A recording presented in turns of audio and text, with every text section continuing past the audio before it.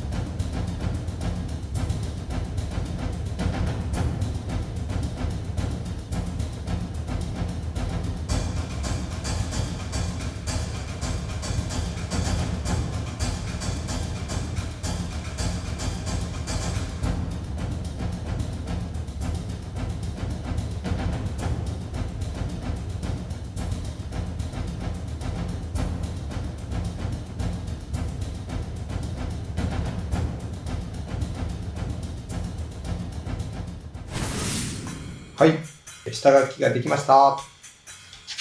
じゃじゃじゃん。見えるかな。はい。ここからね、絵の具で色を塗っていきたいと思います。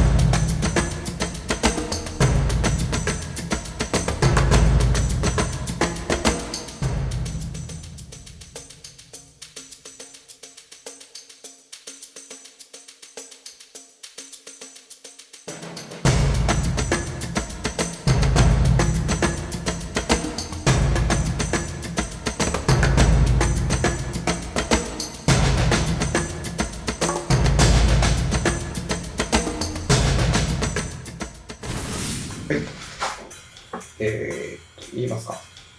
髪の毛がだいたい描き終わりました。いろんな色が反射していて結構苦労しました。続いて他の部分も塗っていきたいと思います。